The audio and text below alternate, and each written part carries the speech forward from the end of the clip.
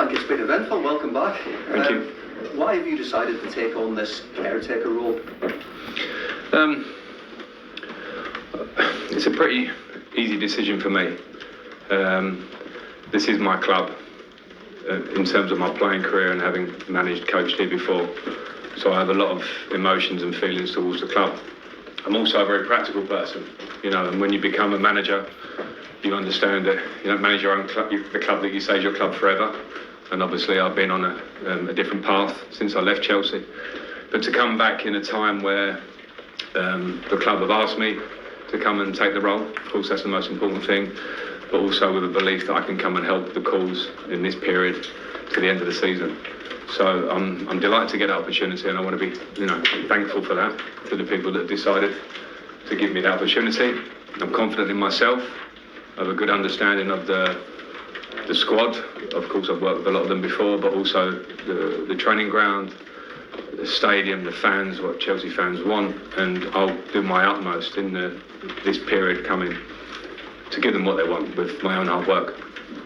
Have you been told that this is strictly until the end of the season, regardless of what happens on the pitch?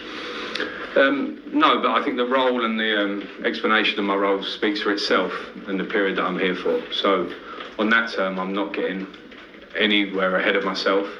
I want to do the best possible role I can in a way that I can impact the club in the best way in this period, and after that we'll see what happens. Because you'll be aware, obviously, Roberto Di Matteo, when he led the team to Champions League glory, he stayed on. Is that an incentive for you? I don't think it's worth speaking about past moments. Roberto did an incredible job and stayed on. That's a different part of Chelsea's history, and for me, in simple terms, it won't be my decision as such. So again, I don't want to jump forward to that. And I understand I'm probably going to get asked that question a lot and asked a series of questions. I've got my eyes wide open. I expect those questions. But the important thing for me is to kind of park that to the side and focus on the job in hand for me. And I'm very excited to do that, along with the staff that I will be working with and the players that I will be working with, because I was at the game on Tuesday night. I know there's a lot of talent in this squad, not just the players that played on Tuesday, but generally I'm excited to work with that talent and help them. And that's why I'm here. And the two key areas, I suppose, how do you manage the fact that it is quite a big squad of players, and also maybe the goal scoring problems? Are those two areas in particular and somewhere you can feel you can improve? Well, yeah, I hope so. I mean, it's modern day football has big squads, and I understand that Chelsea might be at the top end of that. I remember being here before, and I had lots of difficult decisions of really good players and good people that you have to tell you're not involved this week. And part of the job is to try and manage that situation and make every player feel included. Maybe in the beginning, going into this with it being a short term, that's a positive thing for me, because everyone can have a clean slate as such right now and show in training and show what they can do and be competitive in training, and a competitive nature will then cross over to the pitch. That's the good thing about a squad. You push each other, and I'll try and manage that. In terms of the goal scoring, there's no genius answer for a coach to explain to you about scoring goals to a point. You can set up the structure of a team, work to get the team in a dominant area of the pitch a lot, and again we saw that against Liverpool, a lot of good chances. So all I'll be here is to work with repetition on the training ground, to work and speak in terms of speaking to the players. Fortunately, it was one of the parts of my game that was a big part of my game, and that's not me comparing anything, that's just understanding the mindset that it takes to be that aggressive, cold-hearted nature to want to score goals. And I know the players will have that. It's just a case of trying to direct that in the right way.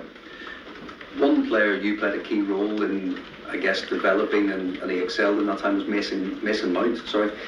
What have you made of his situation with the club at the moment? And I wonder how much influence can you have over such situations that could impact on the future of the football club?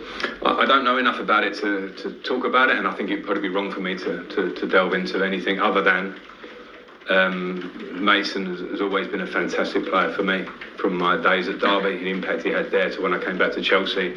And it's with absolute pleasure that I've watched him, amongst others that I coached in that period, in terms of Reece James, people like Tammy Abraham and Tamori and others, if I missed them, to have gone on and either been huge players here or elsewhere. So that's great. But with Mason, I know he's had a few slight injury problems maybe, so I understand that's the important thing with me to speak to him, find out where he's at. But I know what I get from Mason. So in that terms, I just want to see him perform on the pitch.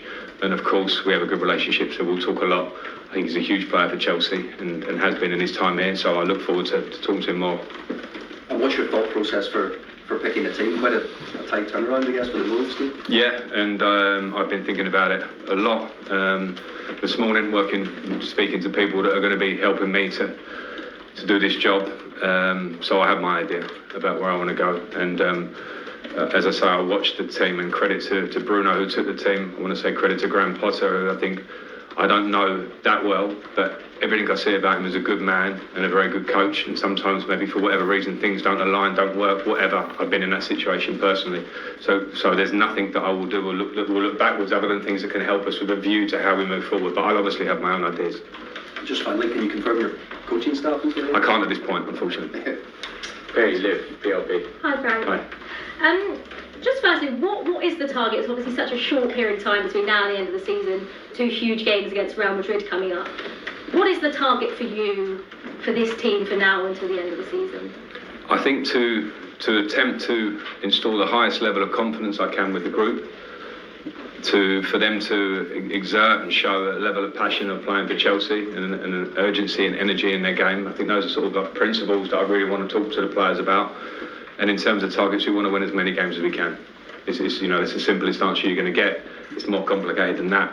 But at the same time, I think there are big games ahead of us, and every game is hard. Premier League's hard, Champions League, of course, is hard. But we have to have a belief in the players we have in this squad. I've got a huge belief in them from the outside, and I'll tell them that today. And so it's how can we take that in the right direction, and then of course we want to win games. Obviously, when you got let go a couple of years ago, you sort of got Chelsea through the group stages of the Champions League and didn't get the chance to take them in the knockout stages. So do you feel like now this is your chance to have that experience of managing Chelsea in the knockout stages of the Champions League? Well, it's certainly a chance with the 2 games we have coming up. I'm not naive. Real Madrid is a huge football club, of obviously the current Champions League winners. So a fantastic team. So I'm not going to sit here and make all these crazy talk about that and then what might be in that difficult semi-final that maybe after that and the final, that's far away. And my job is to go step by step. But of course, having played a part and coached in the Champions League here for 2 years, the first year we were here where we got through the group and lost to Bayern Munich. The second year where we got through the group well, and of course I left, and the club went on to a fantastic achievement. So those things are sort of in the past for me. But of course I'm excited to be in fighting in that competition again because it's the best. And you mentioned the fans and how important the fans are. Do you have a message for the Chelsea fans out there? Because I know obviously a lot of them will be very delighted that you're back at the club managing for a second time. So do you have a message for them? Well, I'm very thankful for the ones that are delighted. If there are some that are not delighted, they can know that I will want my utmost to get the team to where I want it to be and give them a team that they're proud of. But I don't think I need, I don't want this to sound too casual, but I don't think I need to speak too much about my relationship with the Chelsea fans. I played here for 13 years, I coached here, I had a lot of incredible moments and some difficult moments, because that's football. But from the moment I joined this club many years ago, I can't remember the year almost, they've been a huge support to me, and I'm forever thankful for that. So if I can be here, if I can help this club, and we can come together and we can fill those days at Stamford Bridge and nights at Stamford Bridge and feel an energy in this period of the season, then that's what I'm here to try and do. And just finally, I know it's obviously looking ahead because obviously you've got Wolves and Real Madrid before the Brighton game, but what's it going to be like for you, again, stepping out at Stamford Bridge there? Really exciting, really exciting. I was there on Tuesday night, and it's the first time I've been back since I left the club previously. And it was for different reasons, but it was an amazing buzz to be back at Stamford Bridge. My seat will be slightly different against Brighton, but at the same time I can't take away the basic feeling of excitement inside for that. And I'll be very proud. I'm proud to manage this club. It's something that I don't have to harp on about too much, but I look forward to the opportunity. Thank you. Thank you. Okay, move on to John, BBC. Hi Frank, how are you? Hi, good, thanks. Can you explain how it all came about, when you got the phone call? Was it a surprise when you got the call? Of course a surprise in terms of you know, you never know a decision the club is going to make. There's been lots of change in the Premier League this year, and of course you're aware of that. And I've been particularly enjoying my period of time at home. It's one of the things as a manager and coach where the game can be fluid at times, that when you get periods to be at home, you can really throw yourself into your family and my children and my wife, etc., and things I had to probably put to the side by being up in Everton for a year. So that was a surprise because, you know, I've been pretty happy in that position. But when I spoke to Paul and Lawrence in the last 24 to 48 hours, and they put forward what this is now and what it's ended up being, it was obviously, for me, as I said in the beginning, a decision that was not simple. Chelsea Football Club can't be a simple decision. You have to take things into account personally, what it means to your heart and what it means to your head. But that decision I've obviously came to.